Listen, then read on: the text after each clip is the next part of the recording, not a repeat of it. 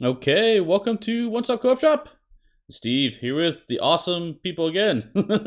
Keep Right, for you we're guys. awesome people. Steve, it's awesome to be here. Thank you for having me. Canje is here as well. This is going to be amazing. We are chit-chatting today. We got a wonderful topic. I'm super excited to talk about this.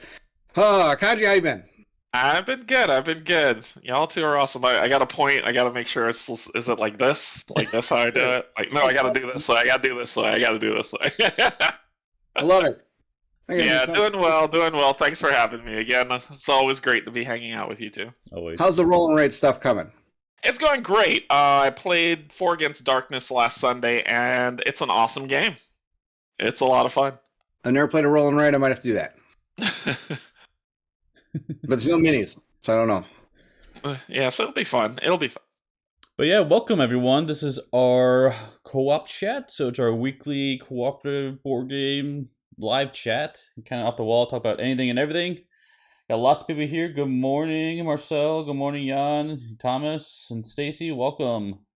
Or afternoon, to say some of you guys too. Evening. So Yeah, you got to go through the whole day. Just I as know. like morning, afternoon, and evening, everyone who is watching. Hey, Laketer Gaming, thanks for being here. So, Hey, welcome. look at her. Okay, so yeah, welcome. We're gonna be talking about topic today. Talk about the increasing price of board games because yeah, this has been the thing. It's been a topic lately, so so we're going to be talking about a few things. I've got some pictures, of course, going. I know Jan's mentioned that Marvel United picture. I will get to that one for sure. 'Cause Oh that's yeah, we're gonna talk about talk that. about that and lots of stuff for sure. So, but Kanji, since you kind of brought this one up, do you want to start this one off? Yeah, it was just kind of looking at. I think back to, and I was telling Steve and Bairnt this that 2 years ago, when someone would look at Kingdom Death, and Kingdom Death at that time was $350, right? At that time, and so the community was like, "That's way too much for a board game. It's $350. There's no way I'm going to pay that much for it. There's no way I'd pay that much for a board game anyway. There's tons of other titles to play. That game could go rot in the pile, whatever, blah blah blah." Mhm. And the Kingdom Death offers a lot of content for what you get for the amount of money, right? Yep. So now we fast forward to today. Shipping prices have gone up, container prices have gone up, fuel prices have gone up. There's a war going on. There's all this crazy, a pandemic still raging around. There's all this craziness going on. And because of one plus of those factors, there's been a rise in cost of board games to where board games are now higher than more expensive than Kingdom Death was. And then you see thousands and thousands of backers or in the community still putting their money into these games. And so it's like, when is it? What made that line? What made it okay now for a game to cost over $350 and people are all in on it, right? Whereas 2 years ago it was like no way in hell.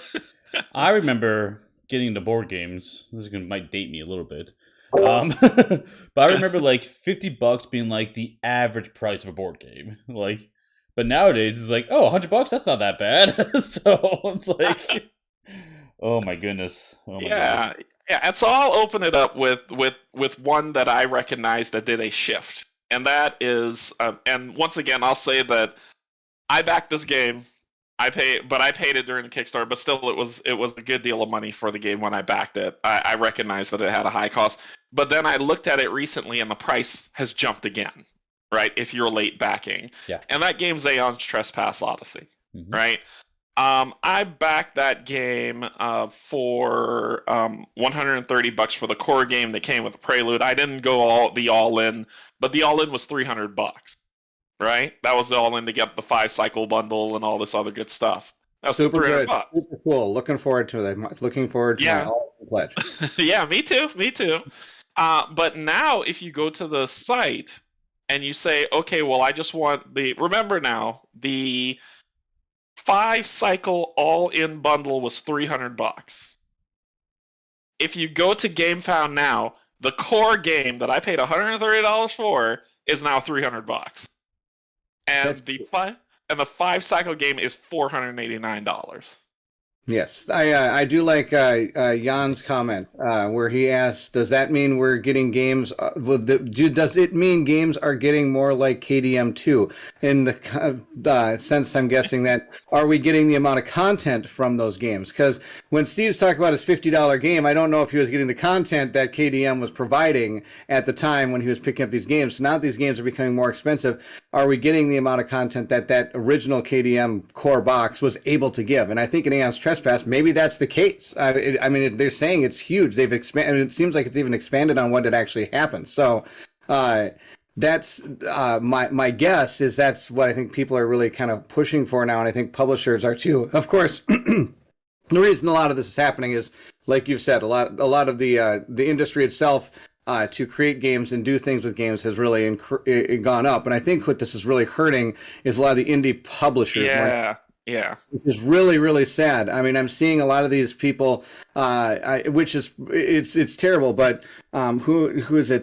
Dustin from the Ghost Betwixt has actually been making videos, which is really good, about kind of as an indie publisher what he went through to get his game to the public and kind of the steps he did and things to help other indie publishers not make kind of the same mistakes, even though I don't know if they call them mistakes, just all his hurdles he had to jump through and what he had to do. And I know that I was talking to Emil, who did Rogue Angels, who also had an issue trying to get his Kickstarter fund for the price he was trying to do it for. And again, I think it wasn't something he was asking an astronomical amount. It was just that's what's going on right now. And I think, and I know that he was kind of talking to Dustin. I think they're working on a video together as well, kind of how to do these things and what people are going to be seeing coming forward. And I think that's why this is such an interesting topic. Is Cool Mini or Not can charge $1,000 for zombie ghosts or whatever Marvel zombies, then people are going to pay that or less, because you can choose kind of where you want to go in there if you want to. If you want that all in, it's going to cost a lot of money. If you want the box, again, you're not really being destroyed. But for somebody like an indie publisher to get that core box out is going. I don't see how Cool Mini or Not is probably making money on that core box. I think what they're getting their money on is the all-in super pledge with all this stuff. Yeah, a big company that kind of absorbs some of that. I think. Oh, sorry, Steve. Go ahead.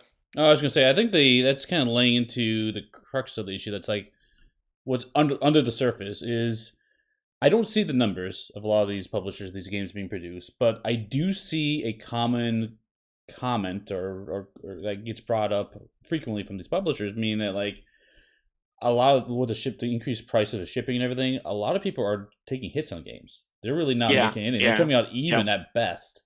Yeah. And it's a lot harder to do as an indie publisher unless you're like someone like Simon who has the volumes outside of it to make a little bit more than that. But it's really difficult. It's really difficult. And it is. It is. I think that's the thing that there's the hidden inside of how the sausage is made is that they have to offer those high prices so they can get their passion project out. Right. But they don't make a lot of money on it to start. But what does that look like, right? Does that mean if this continues, indie devs don't stand a chance because they'll get to a point where they can't afford that type of thing, right? And so therefore they'll start to go out of business. Case in point, what happened with Euthia. I mean, beautiful game, lots of people love it. A really great backing, love the community. The devs were amazing people. And so it was unfortunate what happened with their company and with that Kickstarter that they canceled, but it was because of these high prices that it couldn't sustain, right? I mean, I'm sure there are other things that they're dealing with that they don't want to talk about, but in terms of if it's, well, we're taking a shortfall because we need the big all-ins, the big high price so that we can turn a profit on this and continue giving you our passion and what we love. And it didn't work, it kind of hit the point for them where it wasn't sustainable anymore and therefore they had to stop.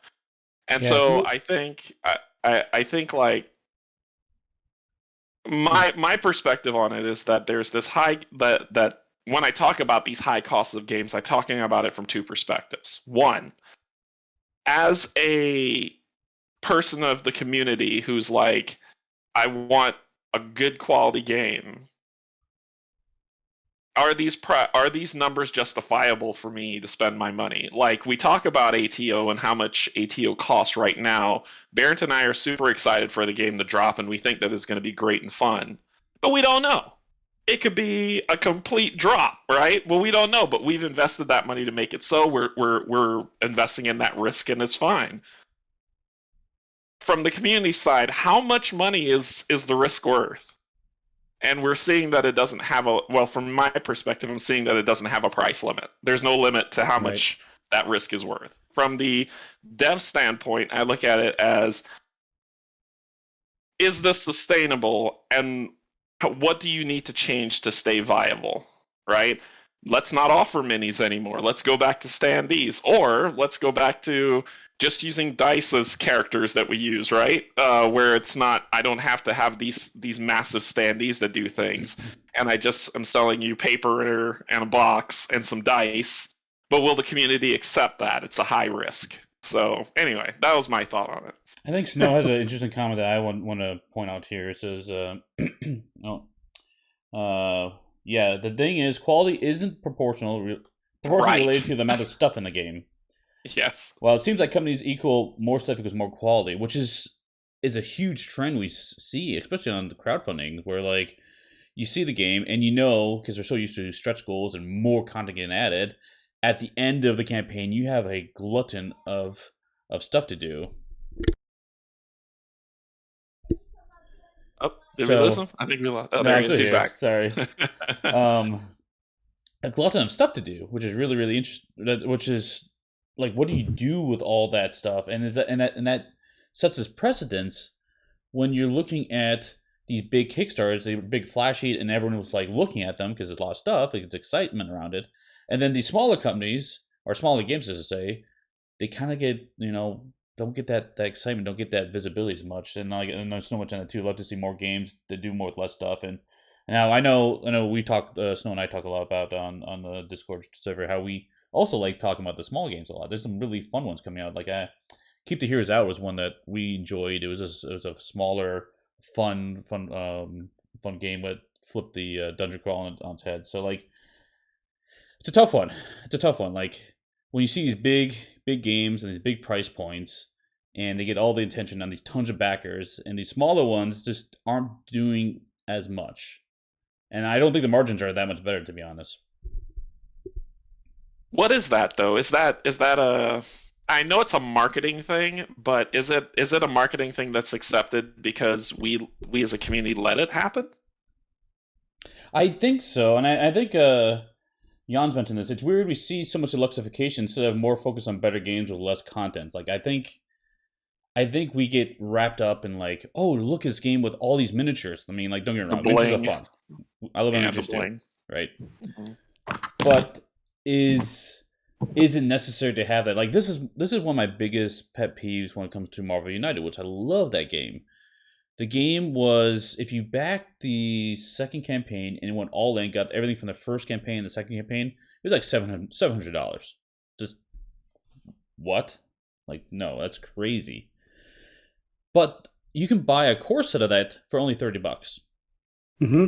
Like, that's a huge disparity. And like, if it wasn't crowdfunded, you could buy this set, and sometimes like another set, another time like another set. You can divide that price, the expensive cost of that game, out over how many years you need. It's much easier to adjust $30 here and there versus $700 in one go. And to be fair, like $700 in one go, you are saving money because you're shaving on bulk prices basically. Mm-hmm. But honestly, I'd rather spend a little bit more and spend $30 over the period of time. It's easier to manage that than otherwise. That's true. There's, for one thing, I know that was the company that is sadly had to back out of their crowdfunding. I know they're having I think the creator's coming on a video chat of some time to kind of explain the situation and stuff. So people keep a lookout for that if you're interested in seeing how that all transpired, because I know the community itself is really interested in kind of why did it all fall apart when they were like 500% backed or something. And so I was like, how did that? I mean, it's interesting to see. To wonder, even though you get to that high number, and okay, this is going to be completely, I'm going to say this, and don't please attack me, but I remember when the second, or even the newest Kingdom Death one came out, right?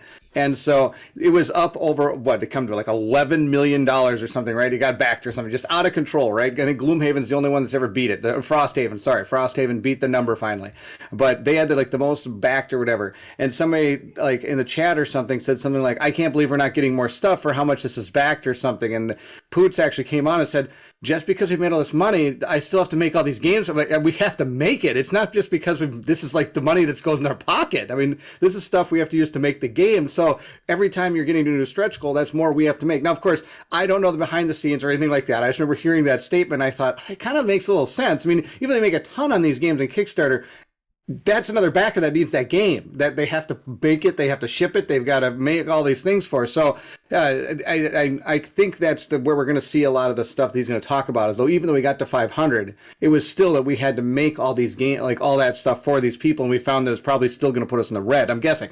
I don't know anything about their company. I don't know what's going to happen, but there's that's just what I know about from that perspective. As for needing to get small little bits, I mean, that's a great idea. I wish that more companies would kind of go that route instead of having the all-in $1,000 pledge. And then you've got the people that are like, well, I can pay that because I can just turn that around if I don't like it.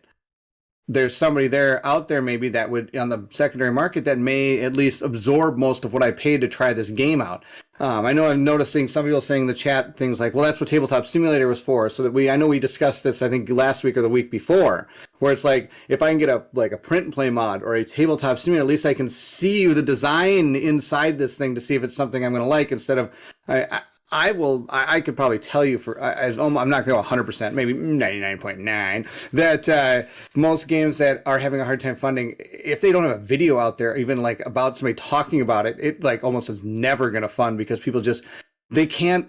This day and age is so awkward in this situation. I mean, I kind of wish you could turn the clock back 3 or 4 years, because that was like the prime of Kickstarter, where you were seeing those games come out going like, oh, $150 for this awesome dungeon crawler. It gives me like boxes to the moon. That's amazing. Oh, but like you're saying, when does the company start saying, okay, enough is enough? I'm not going to ask for more, because now we're getting into taking too much from the community when it comes to the amount of money we're asking for these games. I mean, I know what I've backed has definitely diminished over the last few years, because I'm guessing rising costs definitely changed that, I'm sure. But there's a lot of things.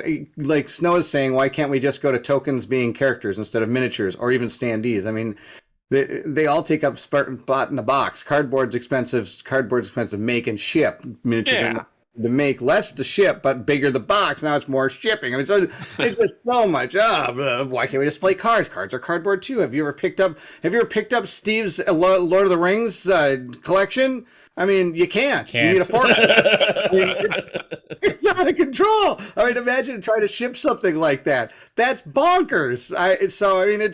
There's a lot out there, and I think it's more just along the lines of I'm wondering when the community is going to have that moment of saying, and I'm guilty. I'm guilty of the FOMO monster. The FOMO monster resides in my house, right? If I see a Kickstarter and there's a lot of stuff, I'm like, oh, I got all the cool things. But I want, at the end of the day, what I do end up doing, like you said, Bairnt, is when I get a lot of those games, I try it, and I'm like, this game is not for me. And then I turn around and sell it to recoup the cost. Mm-hmm. That's my kind of board game fund and how I cycle things. It's just more, I don't mind if someone has base components that it isn't the flash and the flare, as long as the game is good. I want a good game, right? And I think that can be done because I see stuff, and from my perspective, I'll only talk for me. Well, Hall and Nothing Productions, who makes Gloom of Killforth and Shadows of Killforth and now Call of Killforth, they dropped their Kickstarter. No stretch goals. Here's your game. This is all we're giving you. And they funded.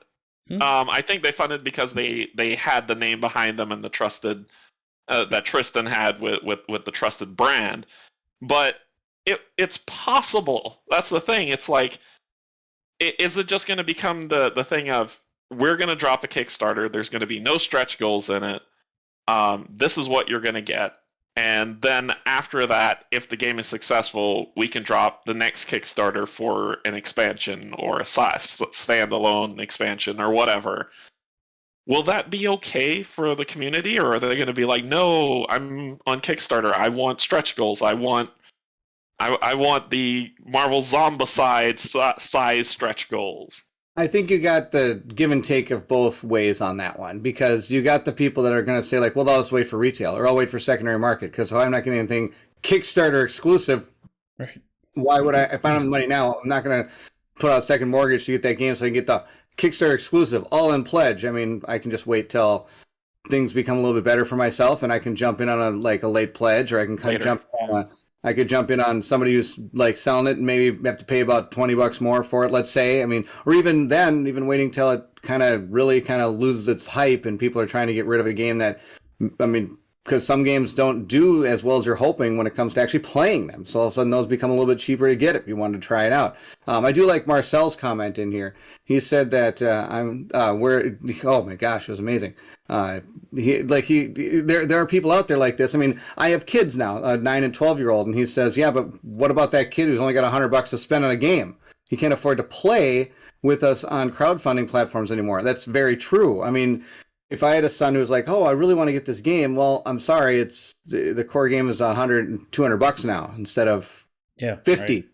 Right, Steve? 50. I mean, sure, my kid's allowance is probably more than I ever made as an allowance. I think his allowance is like 3 times what I used to make in a month. He gets in a week. I mean, come on. I mean, so I mean, it's all. Well, is that good?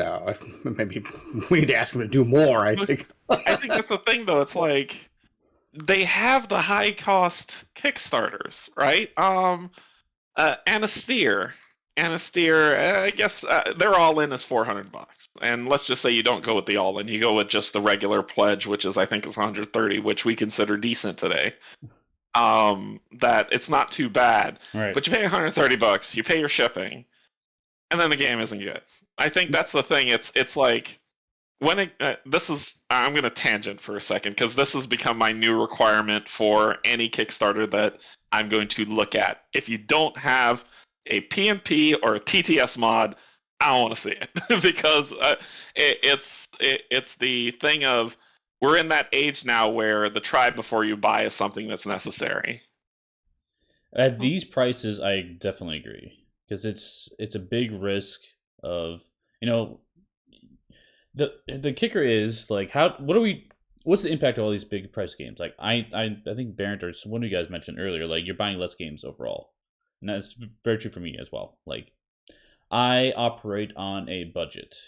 So I know, based upon our income in the house, I know how much I've got for, like, food and all the stuff I need. And then I have a bucket of fun money, right? And a portion of that is board games. And so I maintain this number. I know I can spend this much on a board game. And honestly, the prices of board games are now, I can't that monthly budget I have doesn't pay for a single board game in a lot of cases, right? And so I'm having to like spend some of it during the pledge manager or during the campaign, and then the pledge manager spend the rest of it later, and I have to like divide it out over months to make it work. So that's the one good thing about the dollar pledge, or that type of level. But like you said earlier, Canje, the prices increase in pledge manager, right? Because it's shipping estimates come in and whatnot, and who knows what the gas prices go up. All the stuff's impacting that price. And it just drives into that even further, and it makes it really hard. And this disparity of like, I forgot who mentioned. I apologize. It's up there in the chat. I can't quite find it anymore. But they were talking about how price is the the biggest hurdle into get into the hobby right now, right? And I've seen that in stores where I've talked to people like, oh yeah, oh hey, I'm looking for a game. Like I'll go like, oh yeah, this game's pretty good. I recommend that one. It's like, I don't know, that's pretty expensive. I'm looking at the price point, it's like, like $60-$70. I'm like, that's actually really good, but okay. Because we're so used to these higher prices nowadays, so I get it.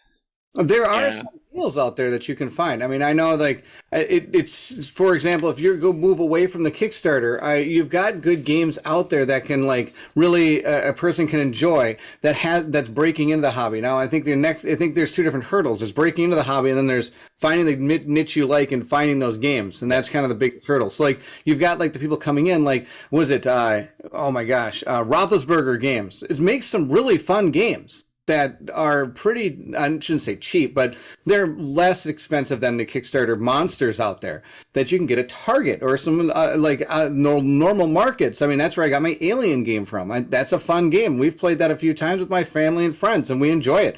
It's not super complex. It's fun to play. You're still playing co-op. I mean, for example, you still got Pandemics out there that are pretty cheap when it comes to relatively compared to some of those other big games. I mean, my problem is, of course, then you find what you're interested in. Is it going to be like, do I really like the worker placement games? Do I like the LCG like card games? Do I like the dungeon crawler games? I mean, then you're starting to look for more games that expand on what you're interested in and expand not only in what the game's what it does, core mechanics, but expand those. You're also expanding what like the time that you're getting out of the game. Like that's the other thing is like how these games, like some of them, I mean, there was during the like golden age of Kickstarter, these games were coming out going like 360 hours of gameplay. Like nobody wants to.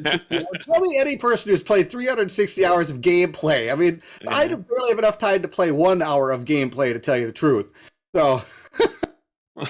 So it's kind of, I think that's the other thing is people are looking for the games to shrink back down to that like core experience where I can get through this game in a night with my friends, or we can get through at least a mission in it. Maybe there's only 5. I mean, I'm really enjoying those type of games. As opposed to the all out super expansion. I need all this like, does it make sense? Am I talking out of Yeah, control? no, I think it makes sense. I think like Locator had it right in terms of the idea of stretch goals. I think has to, that's my son, Stacy.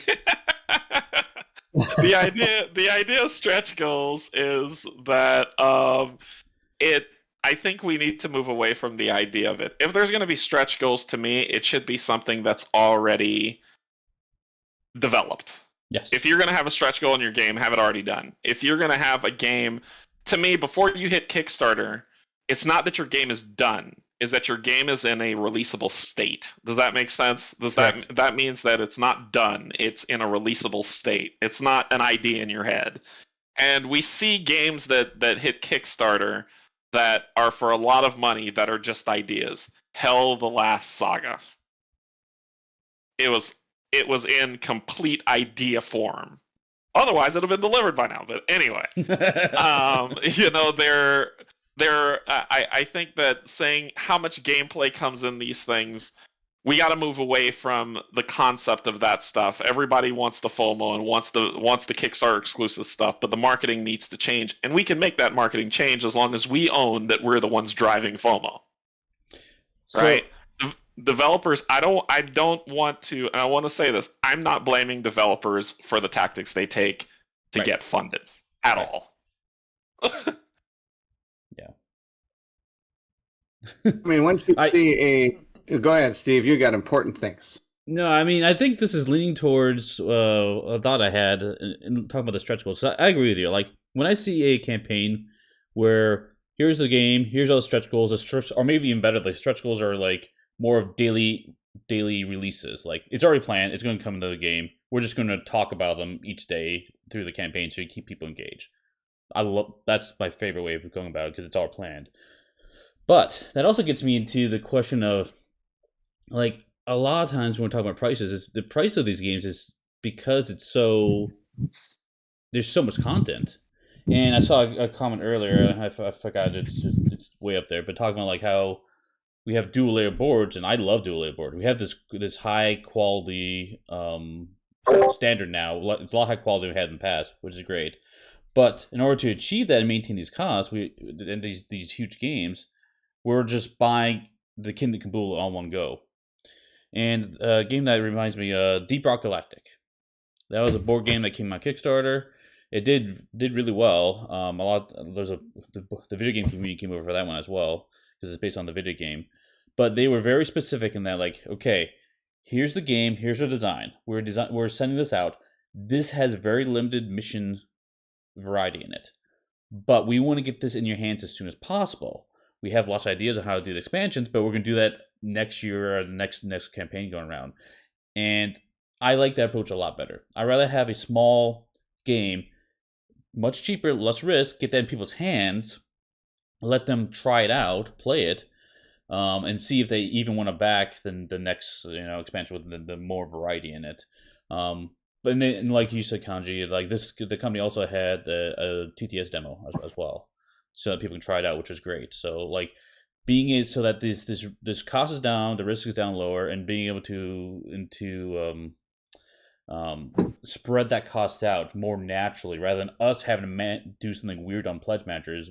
Definitely my perspective about it. Yeah, I agree with that. I think that is what the idea should be, is that get the core game into your hands so that you can try it out. Mm-hmm. And if they're confident in their product and their passion and their design, they'll have an audience. Right. But so hard, because when I'm a developer and I'm like, okay, here's my core box. You already got this thing ready to go. This is going to be exciting. We got some tabletop simulator mods out there. We're all set to do this. This would be fantastic. Okay, let's go on to Kickstarter. But wait, before we're going to Kickstarter, what if we did this with it? Oh, that'd be awesome too. We can maybe do something like, okay, we'll kickstart this. Okay, and let's say, oh, hey, stretch goal. We're going to add this like awesome thing. Okay, well, we haven't made it yet, but we're really cool. It's going to be really exciting. It's going to be really neat. Okay, that's awesome. So, oh, look, we made a lot more money. Oh my gosh. Remember when we talked about maybe adding a pliers? We should add a pliers system. It's amazing. When we did the pliers, I don't know. We'll figure it out.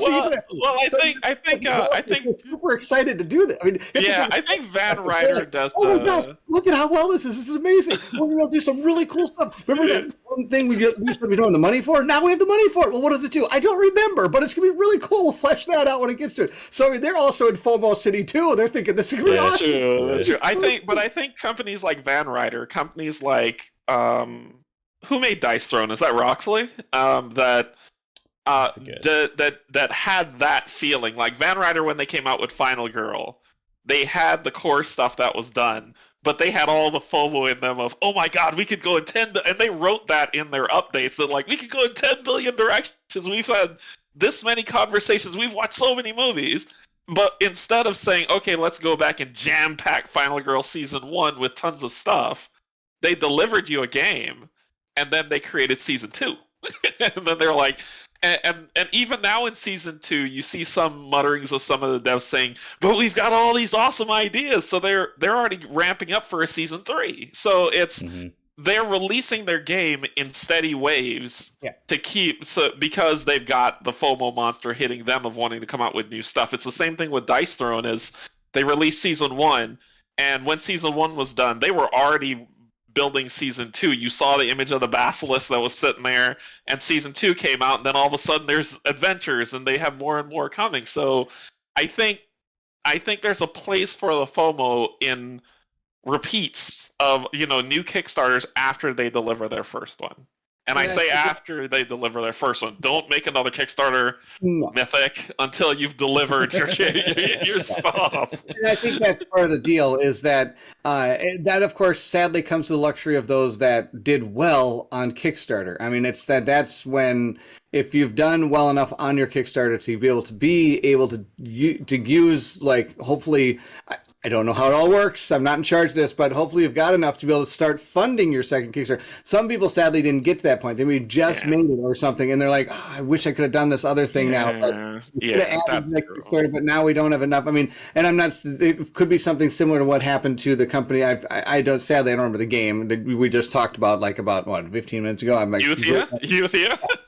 They were probably in the same boat. They've had this great game, delivered, everything's great, and they go back to do some more, and they found out that now they can't, because it's just not in the cards. Is that kind of a bad pun? That they couldn't do it. So sometimes they want to shove all this stuff in because they might not get another chance.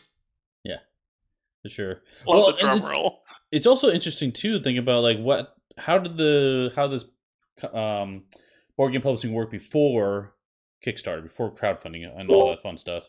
Because I remember distinctly a designer. Oh my gosh, I can't.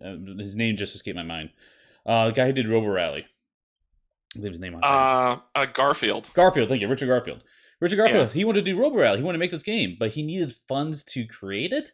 So it's like, well, I need more money to make this game, so I'll make this other game, this little game called Magic the Gathering you might have heard of.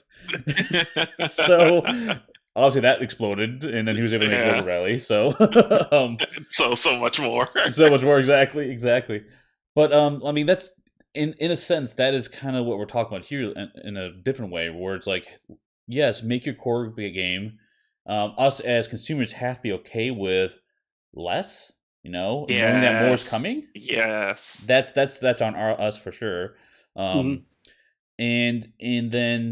then going back to the drawing board and coming to us with the expansion fund, stuff like that. Because I know we're talking like, that's the other thing is with these Kickstarters, a lot of times they get delivered, and big question is this gonna be a good game? And is there gonna be some issues with it? And the thing about back in the day when you weren't using crowdfunding is you would release a core set, you'd be out there, you get feedback like Pandemic, for example. Pandemic on the Brink, that expansion was made specifically with the feedback of consumers in mind. Like consumers said, I want this, this, and this, and this, and they created that expansion for them. And with Kickstarter, if you put all that together in one big bucket, you don't get that feedback, at least not in the same global sense anymore. Yep. Then you also, and I think another thing when it comes to this is like, you're seeing all this stuff thrown in. You're seeing all these mechanics, these extra rules, these all this, like they're trying to do so much in these Kickstarters because I've seen more often than not a price point put up, a Kickstarter's trying to fund, and all of a sudden you start getting comments, that's all you get for that? Really? I was expecting, because of course then you've got maybe another company that's able to give more, or not give, but show that they're able to do more with about that same price point. Right. But that might not be as solidified a game. It might not be as realized a game as this one that's ready to go, close to it, I should say, at a price point that people wouldn't like. That's the problem, is where is that number? Like Canje is saying from the very beginning, where is that number? Where do we say that's good for what we get? That's not good for what we get. And why? That's really where, I know we've been talking about, that's pretty much what we've been talking about for a half hour, and we're trying to figure this out. And I don't think you're ever going to come to it, because you're always going to have people going like, well, the sky's the limit. And you got those people going like, I got, like, some people saying like, I got a $50 budget. I can't do that. And sadly, publishers don't care about your $50 budget. Yeah, I think the guy up here, they're like, all right, we got that guy. We're going to keep getting more guys like that, or more people like that. And and unless we see a change in the community to finally say, whoa, I'm not, like, I have to admit, I was all in for Zombicide. Marvel, when it came out, I don't own a Zombicide, so I thought this would be a great Zombicide to have. I love Marvel. It'd be fantastic. As soon as they put out their second expansion, I went, no, thank you. Because all of a sudden, I saw where that train was going. I'm like, nope, I've seen this train before. I've been on this train before. And in this day and age, that train is going to Highville. And I think the truth is that the answer is in both.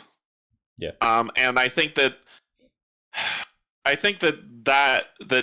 we as a community need to be able to not have that, I don't want to use that the word I want to use, so I got to find a different synonym. But we need to not feel like we deserve more stuff. No, I was going to use a different word, but I'm going with deserve. I was going to say entitlement. we have to feel like we don't deserve these things when we get into Kickstarter, because they have to make it. Why is it not okay to get a core box, be good with the core box, and if it's good, get more? Mm-hmm. I look at what was the one that you brought up was Lord of the Rings. Lord of the Rings, Fantasy Flight Games created Lord of the Rings. They had a core box. They gave out the core box. People bought the core box. People loved the game. Then the LCG death began, but it was one at a time that they kept releasing more and more and more. Why is this pattern not something that's okay in the crowdfunding space, in Kickstarter and in GameFound? Why is that not okay to say, here's a core box, when you play the game, we'll release more content, we'll do these new things? Like it's like you said, Bairnt, here's Marvel Zombicide. Okay, that's cool. You don't have any Zombicide, and Zombicide's a great game, but once you get one, just stop there. But like you get Marvel Zombicide, and then you start seeing, okay, there's the X-Men expansion, there's this other expansion, there's this other expansion. Like, why clutter it all in there instead of just? It's easy. Well, the LCG model is bad only because you gotta, it's a money sink. I mean, but most board games are that way nowadays, but yes. Yeah, but the concept is what I'm trying to get at, not the LCG brand. The concept's a good plan. Fantasy Flight is the luxury of being able to do something like that, where they've got their core box and then they can listen to the community and go for it. But again, you get into those crowdfunding people that are just putting out their first game and things like that, and they don't have the luxury of being able to own half of a Chinese manufacturing company. I mean, I don't know if they do. I mean, no, but I get your point. Where all of a sudden they're like, they've probably already signed off, like, okay, here's our core box. And by the way, we are already going to, like, if you notice, like, was it like, I mean, this is long ago after this, like, Marvel Legendary, the LCG for Marvel came out, that third-rate game. It came out and it... Yeah, that's right, I said it, roar.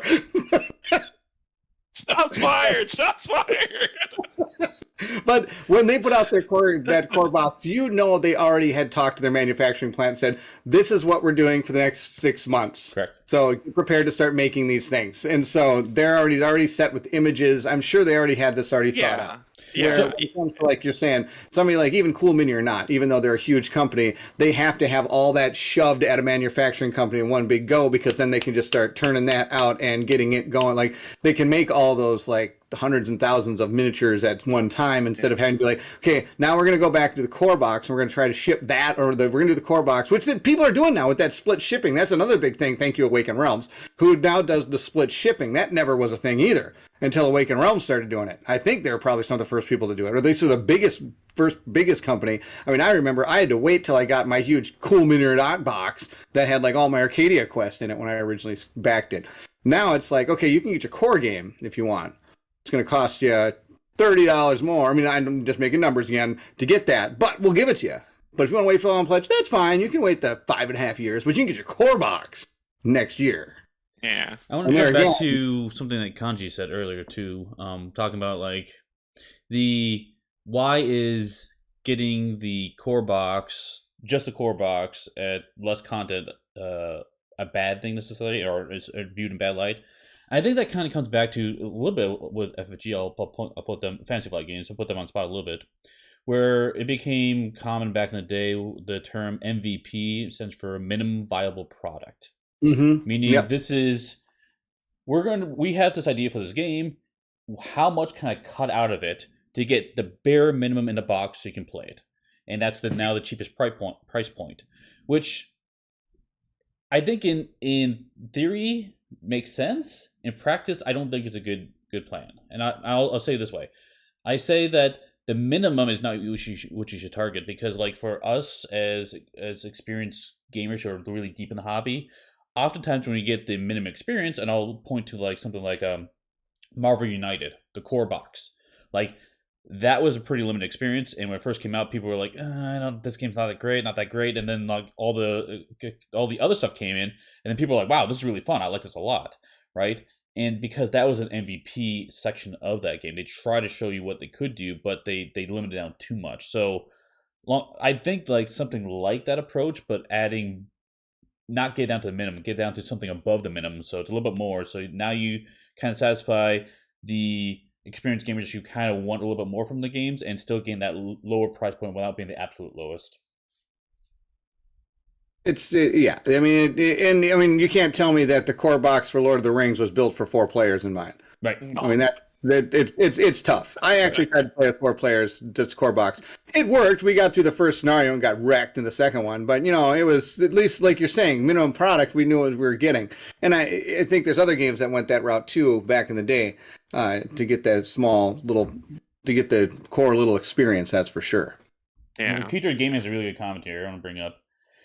It's diminishing interest. Generally, even for good games, later expansions sell less, especially farther from release of the base. Doing a huge all-in, they can get people to buy all during peak hype. which is Very true. very true. I know there's also some Kickstarters now. I mean, I don't quote me on this, but I think when it originally backed Aeon's Trespass, they were planning before all mass chaos ensued that you were going to be able to get the core game and the pledge manager would reopen to be able to get your expansions if you enjoyed the game. Like, they were so confident in their product that you were going to be able to come back in and get their expansions. Well, sadly, of course, some of those people that decided to do that, I'm sure now not necessarily kicking themselves, but are kind of saying like, wait a minute. Like you kind of were saying, their prices have gone up now because of manufacturing costs. Like I'm sure I'm not gonna, I don't know where their money is or what their goals are, but I mean to break even or maybe make a profit, they had to start bringing these numbers up. And for those of us that went like, well, as you said, when we get our core game, we can try the expansions out. I mean, what? Now I have to get back in that pledge manager before it goes out of control. Yeah. And what was the other one? That you did that I'm super excited for Isofarian Guard. I mean, I know they said like you're going to get a chance to try it, and then the pledge manager kind of open, and they did, and they did, and they kept at least they did a very good job. They said like, hey, I know we haven't got it to you, but we got to sell it at a different price on this, so you got this much time to get it now, and we have the videos out there for you to see. One Stop Co-op Shop, we sent them the game, that you can see it in action, you can see what's going on, so they at least gave us that opportunity, which is kind of nice, as opposed to, okay, it's Kickstarter time or nothing. Yeah. And I wish more games would do that. Like I wish Awakened Realms would be like, here's Nemesis. You want that core box? Boom, it's in your hand. Okay, now that you've got the game for the last 3 months, let's all reopen the pledge manager. And if you want those expansions, fire back in and grab them. I mean, I wish that would be kind of more how they could do it. But of course, then they have to make sure that, I mean, they have to pretty much know that their game is a hit. Otherwise, all those, everybody's going to be like, no. Yeah. Now, of course... But and I think you're seeing more bigger companies be able to do that again. And that's, again, I'm not here to brag up the big companies. I really like to fight for those little guys. I mean, I've been playing so many of these wonderful little games lately. And I shouldn't say even little games, but these indie games that are so good. And then I see them going to Kickstarter and it's like to 11%. I'm like, 11%? Are you kidding me? No! And then all you get is, but that's all you get. Why don't they do standees? Why can't they do miniatures? I don't understand why you're playing this. It's like they're not a big company because they're not a big company, and I really wish we could help them to do that. To eat, you're just wondering how much of these big companies eating costs just to get that number of what they're doing. I don't know. I'm just sorry. A little rant there, a little rant. No. I mean, I agree with you as well.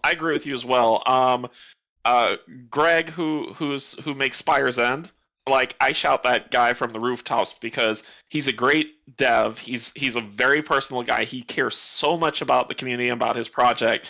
But he's not going to drop like, massive stretch goals for your stuff because he's a solo dev making a game.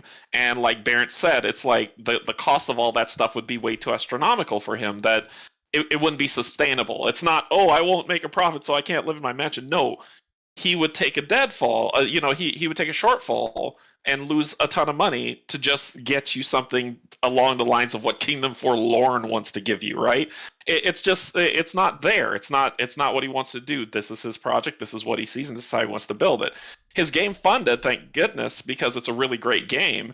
But it's just more that a lot of people did say, I did hear a lot of things from listening to different content creators and different friends of mine and different Patreons and stuff that said, well, he doesn't offer that much.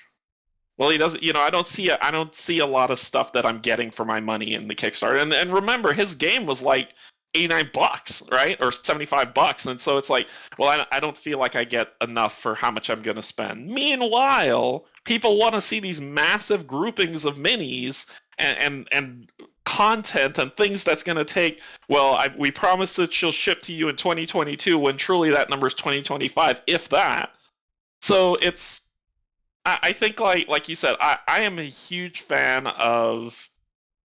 Hey Jeremy, what's going on? Jeremy's got the comment. I think that nails what we're talking about here as well. Yeah. We're basically asking folks to make bad business debt building risks to get us a freaking board game. Even big companies eat costs to help pricing look decent. This is a low profit business period, which is very true. Exactly. True. And so to me, it's like we just need to be if we can be okay, and I count myself in that included, okay with no stretch goals and a quality game that is, like I said, not complete, but ready, I would be willing to spend that money, and the FOMO monster would leave my house because that means that when I get the game, it's going to be good. You're going to see a lot of games that are really thought out, and a lot of games whose mechanics are really going to make it on these crowdfunding things. And maybe, I don't know, maybe that might change things. I don't know. I also, I mean, I agree with everything you're saying there, but there's also the concept of price as well, meaning that, just going back to what Jeremy mentioned here just a second ago, was because we're hearing this company, oh yeah, I barely made profit, or I took a hit. Barely made profit, I took a hit.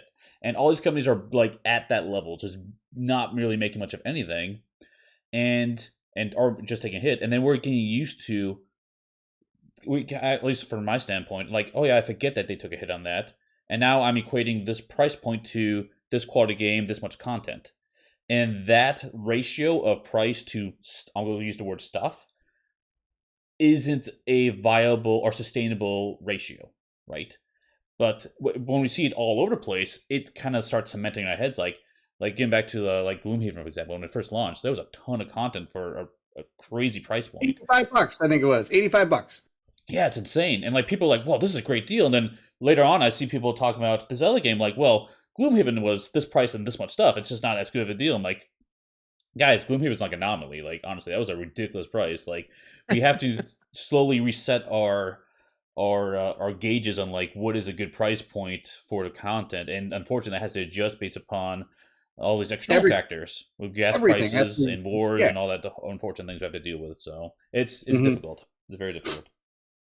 See, Jan's got the plan. I really like Jan here. He's like, I know what I want. Or he says here, we shouldn't call them pledge managers anymore. We should just and you should call them returning backer of areas. And so for I think that's great. It's never going to happen, but you could kickstart, Canje saying, the core game, and then when they put out an expansion, you could be a returning backer or a returning person to get maybe a little 10% discount since you bought their core game during the Kickstarter. Sure. Never going to happen, but it's an awesome plan. That's a good business model if you can actually make it work. I don't know if you'll make it work that way, but that's a fun little thing I saw. I thought it was kind of funny. The other thing I want to mention real quick too is talk about the MVP, minimum viable product.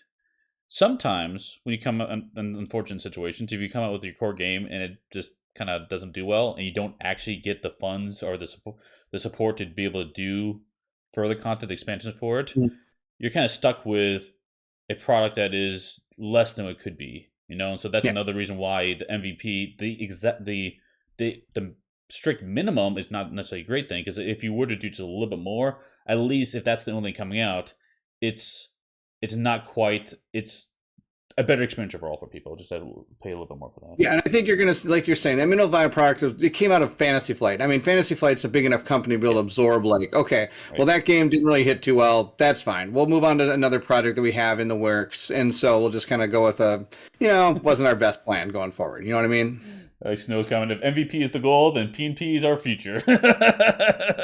Nice. I'm for that. I think they are the unsung, they are. People need to pay more attention to P&P. I know, Steve, you were saying that really didn't gel with you and stuff when you looked at P&Ps, but there's really good print and plays out there. There are really good print and plays. So, and as I'm doing research on, because I never got into it, and this month is me diving into print and plays and roll and writes, because I've never, I'm still relatively new to the hobby. That I'm like, why? I mean, Under Falling Sky was a print and play.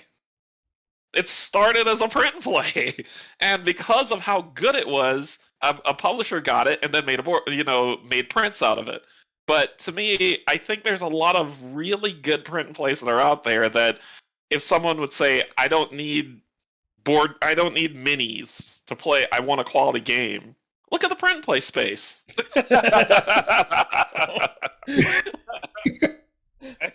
I think I got a lot of unsubs just now, just for saying that. Well, Canje, it was good to know you. I hope we'll talk to you again maybe sometime soon. Where's the kick button on here? No minis. Let's hear the hang up button on that guy. Yeah, hang up button. There you go. All of a sudden, Candy's no longer on Saturday chat. Why is that? I don't We know. couldn't fund them anymore, so Canje had to go. Jeremy also had something interesting. He said, "Picture how much debt Isaac would have to take on just to make Gloomhaven happen today." Yeah, I mean, think about it now. That's another thing is you can't ever relate to something that has happened in the past. Yeah. When you look at like Steve's saying, 65 bucks, 85 bucks. I forget what the original Gloomhaven was, but I mean, that's insane. You can never do something like that now unless you wanted to go like belly up. I mean, there's no way. I mean, and then when we brought it back, it was $139. That still was a great deal. I got 2 copies. Don't ask me why. Of that game. Maybe because I thought I was going to, since it was kind of a legacy game, I needed 2 copies, but I don't think I did. It's still up there. Don't let me wave. No, I have 2 copies. Yeah, Jeremy also talked about Fantasy Flight as well. Fantasy Flight is so rich that they've laid off their sales division several times, closed their digital department. They can't afford to lose money either, which is... It's true. I'm not saying that they're like this undeniable, like, oh, hey, we can afford to lose, to make loss. I mean, that's obviously not what and if I came off that way, it wasn't my plan. I'm just using them as an example for when they do put out minimum viable product. They are I would say the most minimal viable product group of most places. They, like Steve says, like all the games, again, all was a bad word, but they try to cut the cost of some of the games to be able to show kind of a little bit what their plan is with it. And if people like that plan, they can go forward with it. Does that make sense? Is that kind of what you're going for, Steve? Yeah. I mean, that's where I'm aiming towards. I think that's more digestible for people to get through. Because that's how like I said, I operate on the budget. And I do that.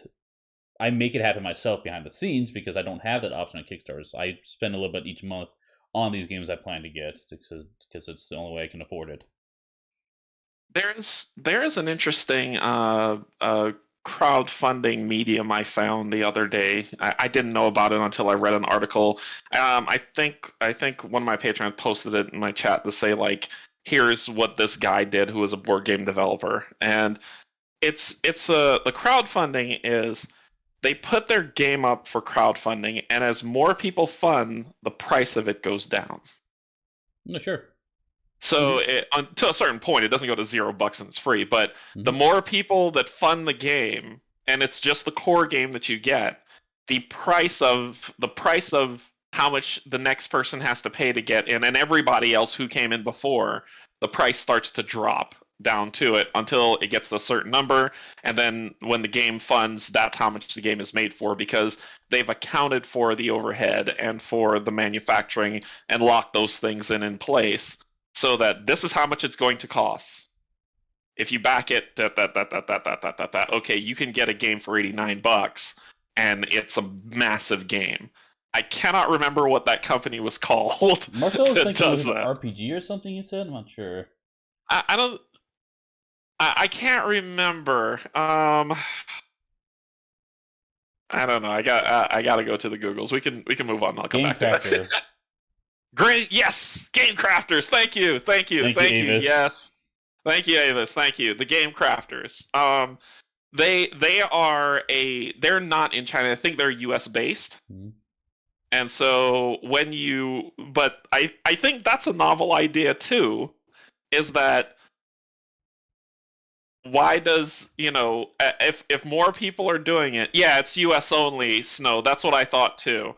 And I think why can that not be a regional bigger thing, right? Where somebody can come, an indie developer can come with their idea across a centralized medium, and as that goes, it goes down, and once that final price is hit, it spreads to those manufacturers who make the game, right? They can work out the deal and how much things cost to keep the price minimal. Like, is that not a viable solution? Am I pipe dreaming here to say that that's a possible thing? It's possible. Regionally, if you wanted to just have a US-based game, because I think that's what I'm saying. Like in multiple, if something like Game Crafters existed in multiple regions, but there's a centralized Kickstarter base that then says that's where they post their medium. As it goes down, it then goes out to those hubs to produce them regionally to save shipping, to save manufacturing because they've worked out the deals with how much they make for what they set,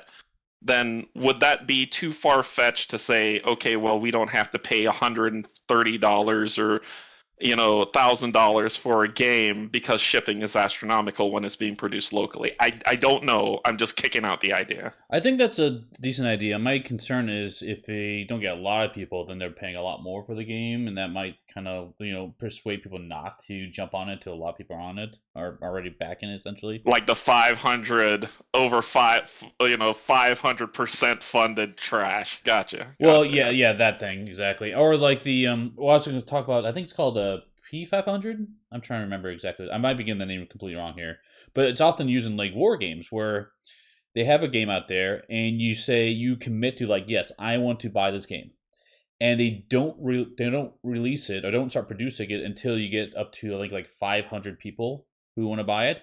And then because they go like, okay, this 500 batch goes out there, we'll get the game, it'll get sent to you. And then they'll start another one. So the next 500, wait for another 500 build up, and then they send it out there. And so it comes in waves and chunks, and you know exactly at that point how much it costs, how many people are going to get it, and stuff like that. And I think that's a pretty decent alternative way of getting games into people's hands. T. Clark's got a great game he wants to play. What's that? So is he wants to play? Life is a really great board game. You can play that. It has none of that.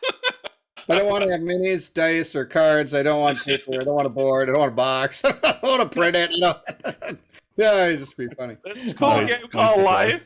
Spycam had an interesting comment. None of those things. with insane amount of money is going into digital games with hybrids, such as like games like U-Boat or something. Why is that not becoming, like, instead of using miniatures and cardboard components, can't we just use that part of it being digital? Of course, then you're getting into something more like Lucky Duck. Mm-hmm. Yeah. And there's a number of people that just don't want digital in their analog games, right? And I totally get that. Yeah, I don't mind it, but I definitely understand people who are like, I don't want digital. I totally get it. Totally get it, and that's totally fine. I just saw that Spycam mentioned the digital aspect, because that's another route that you could go when you're doing games. Is you could go in that direction if you wanted to. Definitely. Thomas is awesome. Yeah, he's amazing. He's hilarious. I love it. Love it. Play it live, Canje. Not a fan. It's not a good game. It's definitely have broken mechanics in it. I'm just gonna let you know that. Mini Steve is currently playing Minecraft, so he is very happy right now. So he's not gonna come down soon and bug me.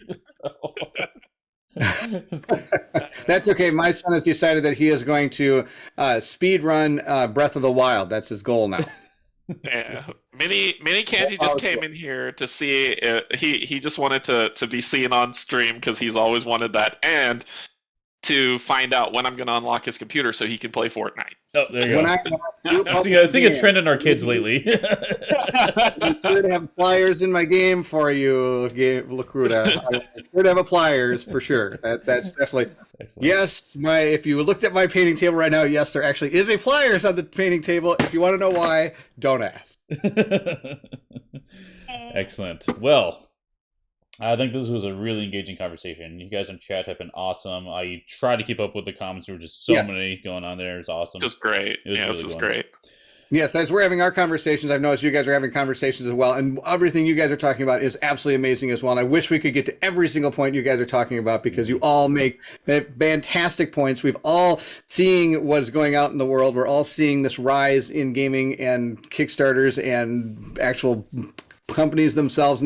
And we just, as a group, we just need to figure out what and every individual has their own point as to what is enough or what we need. And so we really wish we had a solution. Obviously, we don't. We're just a bunch of people that are just like you in the community, enjoying games and wanting to get the most out of what we can do with our time. And so hopefully going forward, this may change. But for now, we have to decide, every individual has to decide what's the best for themselves, and hopefully that is enough.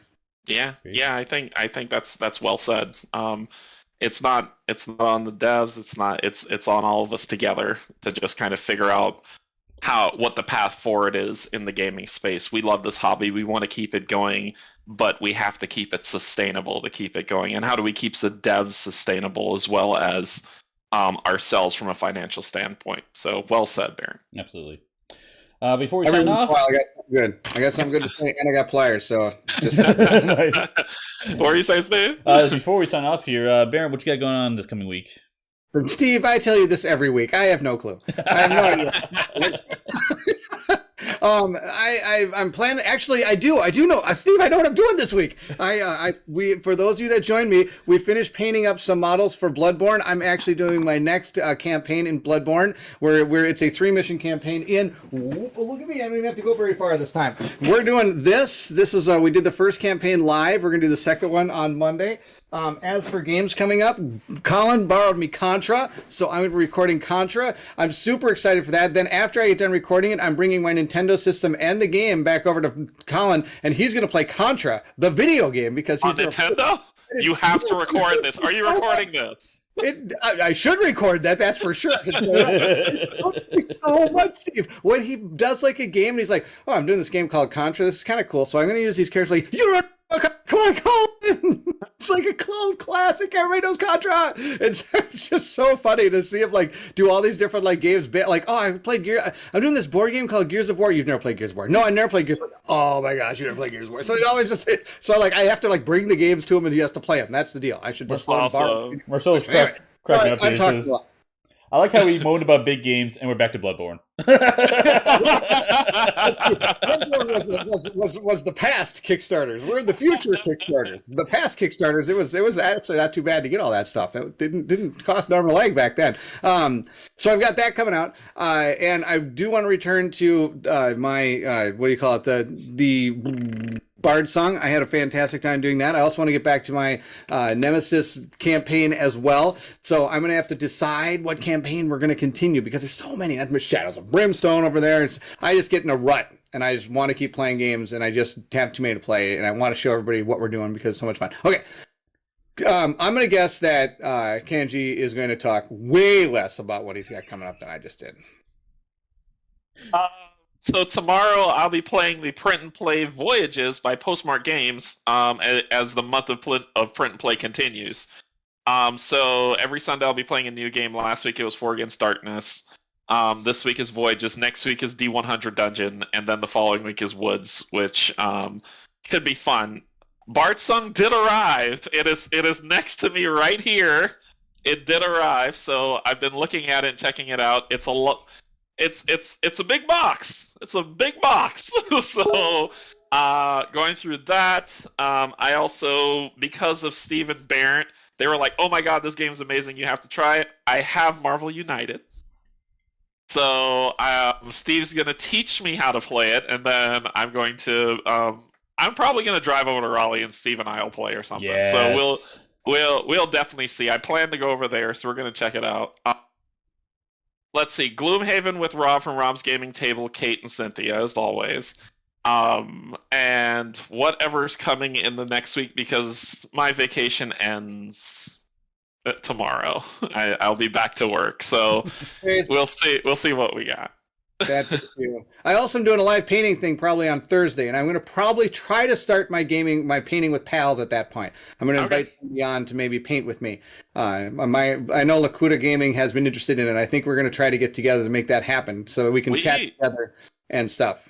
Sweet. And maybe I'm going to have Canje, or Kanji's going to join me as well someday. I am cool. I'm just letting you know I am not your skill level. No, skills. We're not doing skills. We're talking painting. We're talking gaming. It's always okay.